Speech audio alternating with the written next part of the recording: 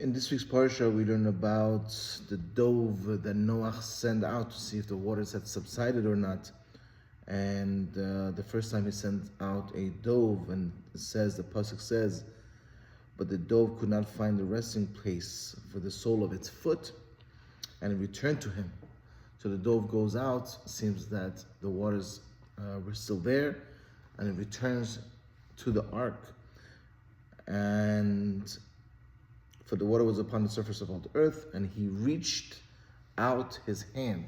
So Noach reaches out his hand and took it, and takes the dove and brought it to him to the ark. Right?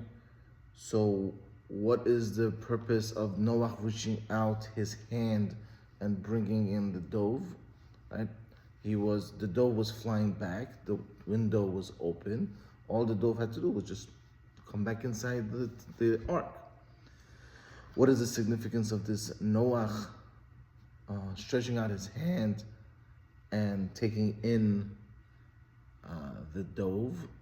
So the Or HaChaim HaKadosh says that the dove was tired and weary since he could not find a resting place for the sole of his foot because it didn't have a resting place. So it was very tired.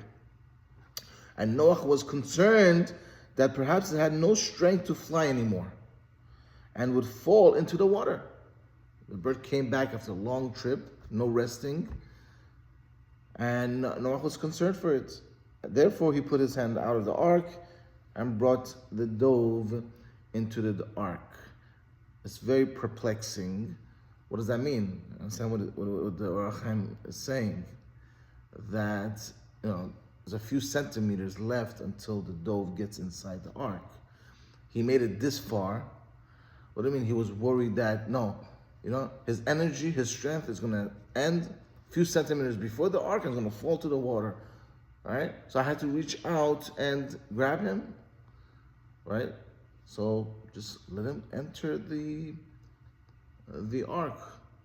But I'm worried that just a few centimeters before entering, he's going to collapse. He's going to run out of energy. So I have to stretch out my hand. And if that's really the pshat in the Pesukim, what exactly is it teaching us? What is the lesson for us?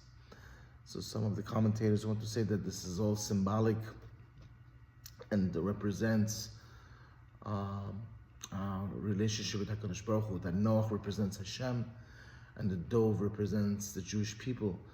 And us as Jewish people, like the dove,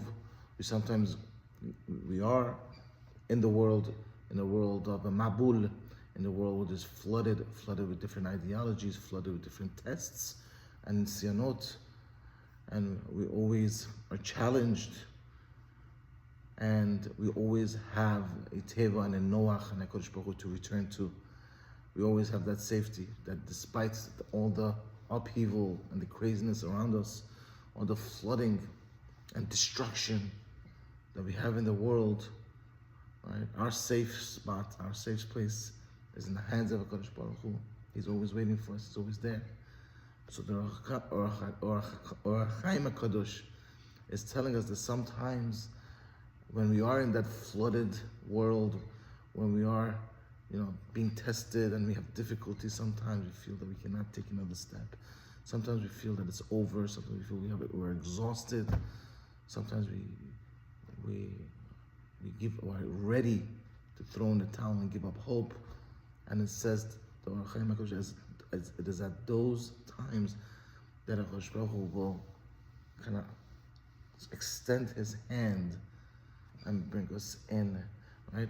When the dove, as Noach thought, is weary, has no strength, is tired, right? At that time, he stretched out his hand. So to HaKadosh Baruch Hu, right? At those moments when we feel that there's no hope, there's no tomorrow, that we have all we have done, and we don't see the light on the other side. It is at those times, precisely at those times, when HaKadosh Baruch Hu is ready to stretch out his hands, his loving hands, for us to grab on and for us to come to safety and to come to the loving arms of HaKadosh Baruch Hu. B'ezrat Hashem, that we be zocher to the coming of the Mashiach. Amen. Shabbat shalom.